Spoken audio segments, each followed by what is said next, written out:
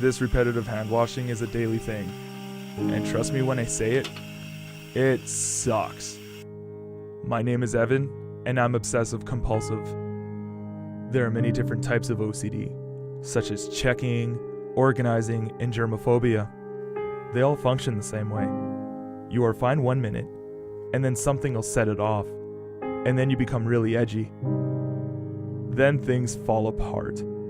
Every compulsive behavior comes from an obsession, right? Something that takes over your life, takes over everything, right? Like you can't control it. You feel like you have to do it. You're obsessed with that thought. So for me, it was my sex addiction.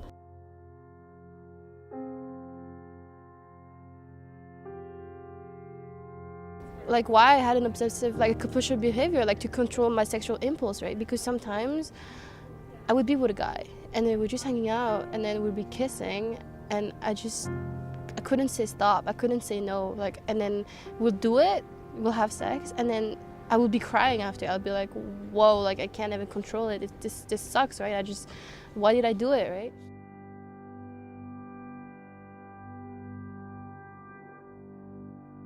When my compulsions were really, really strong is when I felt really isolated, like really lonely, when I couldn't cope with being like by myself. You know, when my friends wouldn't talk to me or when I had nothing to do, I felt, or like when shit went down at home, like I felt the need to like, you know, hunt someone.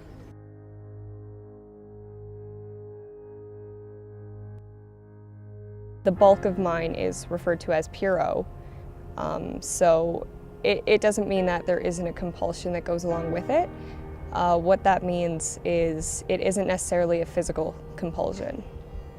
So it's, you know, it's still rituals in the same sense that washing your hands a lot or other things would be, but it's stuff that people can't actually necessarily see. Mostly things to do with safety.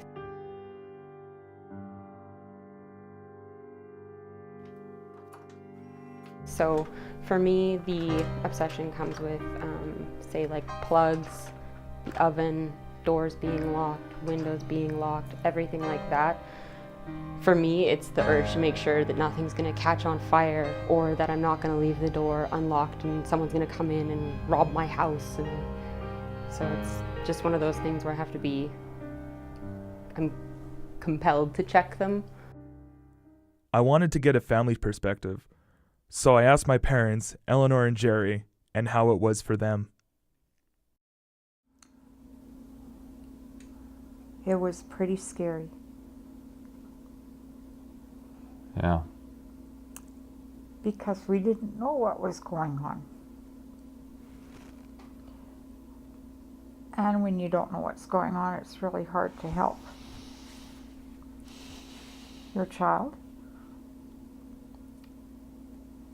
And when you see your child struggle, and there's nothing you can do, it's a pretty helpless and scary feeling.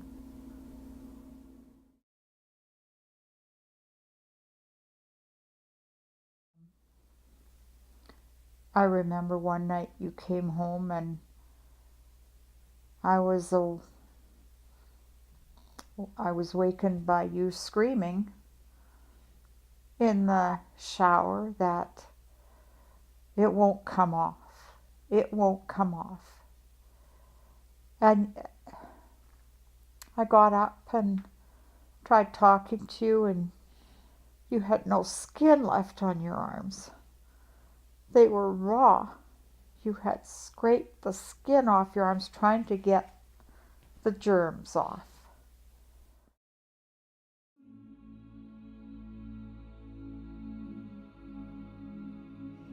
If you feel like you don't have the energy to just go about your daily life for extended periods of time, that can be incredibly debilitating.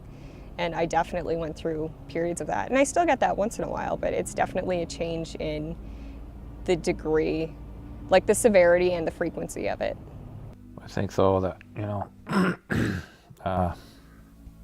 disabilities can isolate people and make them feel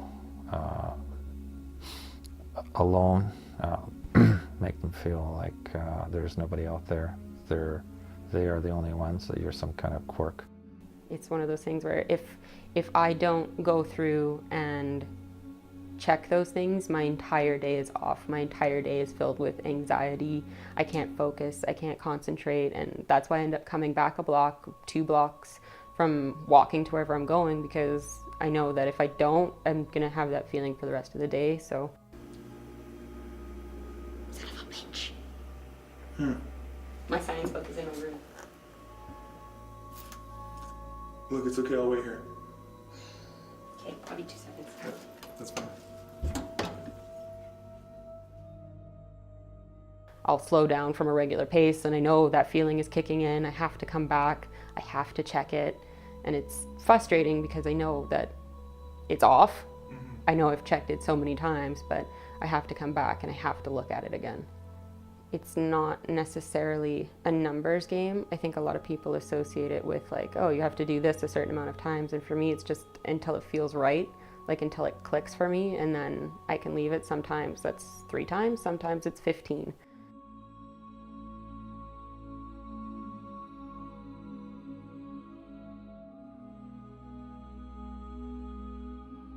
That's how I got over it. I just went through therapy. I talked a lot about it. I worked on my way of thinking, and I just realized it was just destroying my life. That's all. Awareness is the best tool a person has. Yeah, you kind of have to step out of your comfort zone if you're Yeah. going to start talking about it or whatever, or accepting it. And it's, for a lot of people, that's not necessarily an easy thing to do. It wasn't easy for us. No. Because you aren't your disorder, but your disorder is a part of you.